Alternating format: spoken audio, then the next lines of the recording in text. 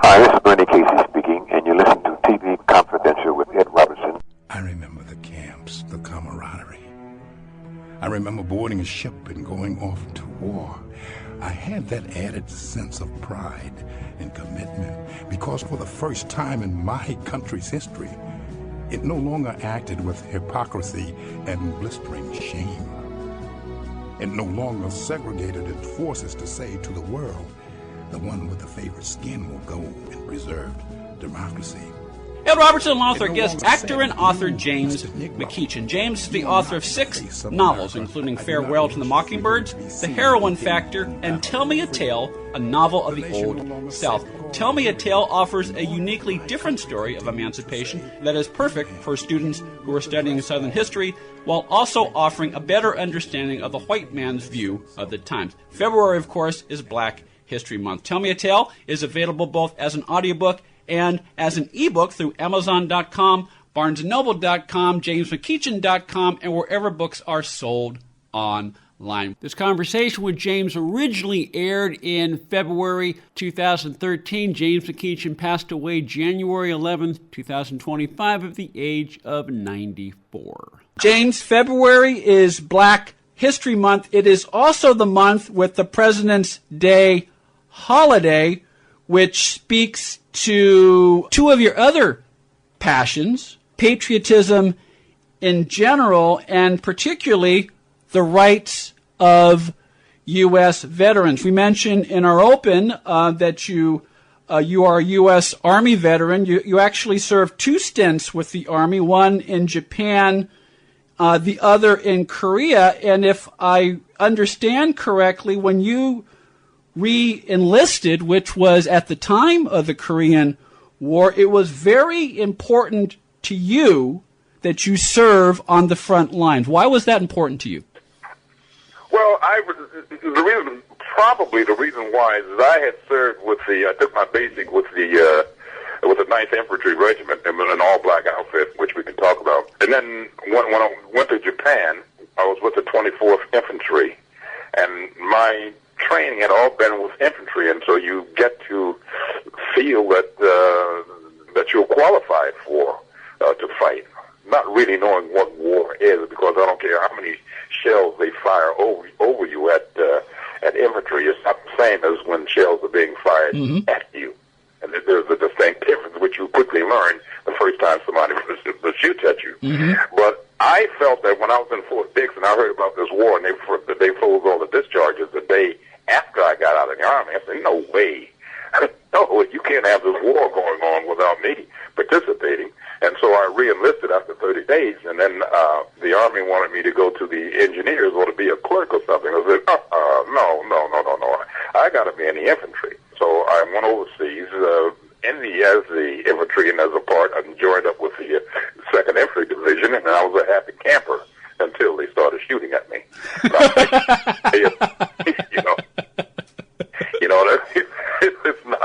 It's not a game. No, it's not. These people are serious, and yes. And I thought really sticks at. I mean, there's such a shock at someone actually tried to kill you. I mean, it's a sobering reawakening that people can be that rude and hostile or whatever. But and then when you fire and you hit someone, that image never goes out of your mind. In fact, I think I live with that one just about every day of that silhouetted figure go down. So it was an interesting, eye-opening experience. Yeah, In fact, that very first time after the firefight, I got caught in some barbed wire, and that's why the guy it became so angry because the fact he was trying to shoot you while you were coiling this barbed wire. You just touched on one of my next questions, which is when you go through an experience like that, when you're in the midst of the action and you don't know if you're going to get out. I mean, is that something that stays with you your entire life? And you just answered that, but I understand you still have bullet fragments in your back, correct? Yeah, but that came from a firefight later on, a couple of months later, that August when I got hit. Yeah. When you returned stateside, did you have flashbacks or did you have what we would call post-traumatic stress, or how were you able to integrate back into a civilian life? As late as yesterday. Yeah. It doesn't go away. I can understand these young soldiers coming home and they're suffering with PTSD. When what in the old days it used to be called battle fatigue. But there is something else in our society that causes these guys, I think, to be more susceptible to that sort of little ailment. See, but to get back to what you were asking, when I first came back from the States, I mean, you still have remnants of scars, traces of scars on your body, and inside you got a little metal or two or something like that. They had a bullet, as I still have. Of course, it was never removed, even though I had X-rays and all of that stuff there. But they felt that it was lodged between my ribs, and now it has something like some cartilage over it, and it doesn't bother me. It doesn't bother me, and I don't bother it. But that one night where you get hit, and I certainly was not to recount the story now, but it was a horrifying experience. But I you don't ache or you don't pain as much as you think that you should do, because the body becomes numb. And I think to a large extent, so does the mind. One of the things that you shouldn't do when you have a stomach wound is to drink water. And I woke up in the stream, and the first thing that happened to me is that morning I got thirsty, and early that morning, around 4 or 5 o'clock, I would imagine it was that time, is then I drank the water. And as a result, that was a huge mistake, because 6 or 7 months later, I ended up catching TB, tuberculosis. Doctor said it was probably from that water that had this phosphorus in it. So I just went through a horrible time there. But my time in service, even though it sounds hard and everything like that, wasn't nearly. It's a fingernail scratch compared to what some of these guys went through, or some of those old timers went through. I mean, my God, like in World War II, I don't think I could have survived in World War II. The constant shelling, the dead bodies falling. Oh my God, I can't even go there at this period. But it was just it's something. But war is the most horrid thing that man has ever devised, or ever gotten involved with. There's so many ways that you hurt, and with the mind, really, I don't think I know of a veteran who was on the front lines. I mean, not all veterans have been in combat, all of them, because what I would say less than half of the people who are strutting around with ribbons ever saw action to begin with, because it takes so many people to support the guy on the front line, So, but the guys that are actually in combat, or the guys that let's say even World War II that fought in Corregidor or Bataan and places like that, my God Almighty, how come those guys could stand it? I just don't know. Thinking about it caused me to start shivering. But yet and still, I am addicted to the military channel. Which is interesting, because I'm working with someone right now whose father was a World War II. He was a bomber pilot. And he still has residual effects of PTSD, and he cannot watch the military channel. He cannot watch anything related to the war. So it affects people. Yeah. It affects people differently. Yes, it does. Yeah. Yeah. And I think probably I'm a glutton for punishment. I mean, I can almost cite you some of Goebbels' lines as well as Hitler's lines and things like that. It was just amazing. Well, the Japanese don't. Now, one would think that I would be fascinated with the Japanese army, but not, because it didn't look militaristic enough. They were terrible people to fight, but they didn't have that wartime attitude like the people from the Third Reich. Well, I know you're a glutton for punishment, James, because you're sitting here talking to me right now. No, you're forcing me to go into some memories I don't like to think about. I haven't thought about recently about the barbed wire, for instance. I forgot about that. And then lately, when giving some of the speeches and doing a performance, it comes back. And I don't know if that was the smartest thing I could have ever done in my life, was to write that play above the call. And then, too, what I've now gotten involved tried to deal with the issue of suicides that's occurring in our military, which we are losing almost a man a day now or a person a day to suicide in the military. Yeah, but it speaks to what we were talking about earlier in our conversation, James. It is one of the issues that you are passionate about, and it's important that you channel your passion, and it comes across in the work, and it's authentic.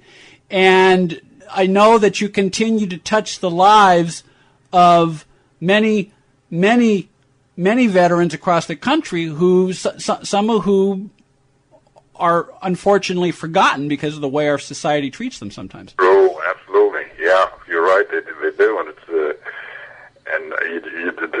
so wrong. It is so wrong. I even volunteered, believe it or not, to do a piece talking about veterans at the inauguration when I couldn't get the first base on that, and I think that was wrong. That piece ends up, as I say now, which is almost my mantra, there's no veterans, no democracy, and no democracy, no America. Mm-hmm. Now, I'm going to do that piece, and I hope Hazel reminds me to call you, at the opening of the Dodgers, or maybe not the opening day, but somewhere at the opening of the Dodgers baseball game. And I'm going to do this much more than I've done before. I will also be doing it at the Gettysburg because they're having the Medal of Honor ceremonies to thank those incredibly heroic guys at Gettysburg this summer. I lost the date. Was it the July the 20? I think it was the 22nd, somewhere around there. But they're having a huge thing for veterans. I will be doing that piece. It's called Voices. I've done it. Well, I've done it for Congress. I've done it for the launching of the USS Green Bay. I've done it for the commissioning of the USS Michael Murphy, and various venues. I mean, I was even over in Kuwait, but in Kuwait I did the whole play. You know, and talking to those troops there, you know, those young boys, was really kind of fascinating. You know, and it was just a couple of months ago. Yeah. And folks, we will, if you want a list of James's upcoming appearances, again, you go to jamesmceachin.com and it will list. James McEachin will do it. That'll take him to it. We just simply don't do enough for guys who sacrifice much for this country. And not only that, they were willing to put it on the line, but they would do it all over again. Absolutely. The same with the guys in Kuwait that I talked to.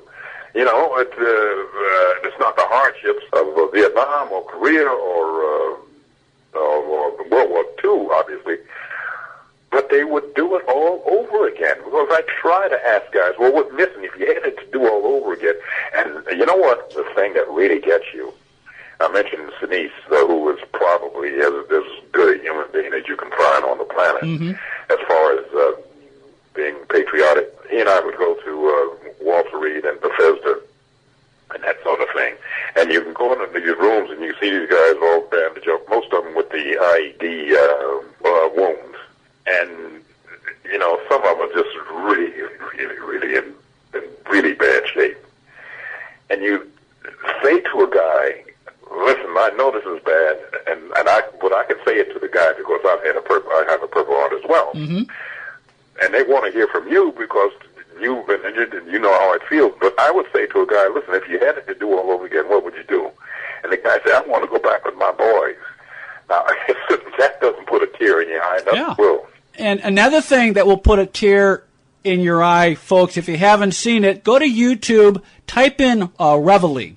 Type in the word Reveille. You will come up with, I believe it's an 8-minute film that James shot about 10 years ago. It's just you and David Huddleston, and it's basically about two Army veterans. No words are spoken, and yet it's all Army and Navy veteran. Oh yeah, that's right. An Army. You play the Army veteran, and David plays the Navy veteran, and it is done without dialogue. But because you guys are both skilled actors, I dare anyone to watch that film and not be moved. Now, I got a surprise for you. David used to play my lieutenant on my show, Tenafly. Tenafly. Yeah, so a little trivia. Well, it goes back to how some things come full circle. Yeah, yeah. I had no idea that film was going to be. I mean, I remember when that film got up to 3 million hits, and my God, I was ready to fall out. I can't believe. And the mail was just, the emails was just. I still get letters on it, Now, as email letters is what I'm talking about. Absolutely. I mean, it continues to touch people every day, and as I understand, it was as a result of doing Reveille that you began to put together your one-man show Above the Call. Yeah, because of I wanted to know. I did. What did I do? I did another short version of that, and then I went off into the play because I really wanted to explore some of the mail that you received. Mm-hmm. You really wanted to explore what the people just don't know what goes on in a soldier's mind. And one of the things is what I do. What I thought was so important about the call, the play, is the fact that most people they have this carryover, this residual effect of being on the front line and having taken a life, killing somebody. And this is a thing that bothers a lot of soldiers. The fact is that I killed someone. You're nearing the end of your life. Mm-hmm. What is God going to say because you took a life? You say, well, you were defending your country. Well, wait a minute. Wasn't that guy defending his country? Yeah. So it gets to be, so I try to put that in perspective. Yeah, and look, we talked about some of the philosophical issues that you raised, and tell me, what you just raised, that's a subject we could easily spend an hour on. Yeah, you're right, yeah. We're talking to James McEachin, star of Tenafly, Matlock, The Alpha Caper, First Monday, and other film and TV productions. This conversation with James originally aired in February 2013. James McEachin passed away Saturday, January 11th, 2025, at the age of 94. We'll shift gears and ask James a few questions about his career in television when we come back after this quick time out here on TV Confidential. One more item. If you're starting a company, particularly one that is in an emerging market, you know that averting any sort of legal dispute is crucial to your business plan. Our friends at Tectonic Law offer an array of services that can help you avoid and preempt future litigation while also developing and protecting your intellectual property and intangible assets. Tectonic Law serves the needs of a host of emerging industries throughout California and beyond, including industrial designers, beverage makers, artists, farmers, retail stores, health practitioners, wellness experts, cosmetics manufacturers, nonprofit organizations, innovators in sustainable practices, and libraries. Go to tectoniclaw.com to learn more about how Tectonic Law can help your business thrive. tectoniclaw.com. Rock solid representation for groundbreaking industries. This portion of TV Confidential is brought to us by our friends at Front Porch Realty, the community of realtors in the Northern Bay Area of California that is committed to finding the solution that is best for their clients. Whether you're a first-time home buyer or looking to sell or lease your property in Northern California, call Karen Strain at 415-886-7411 or visit frontporchrealtygroup.com for more information on how they can help you.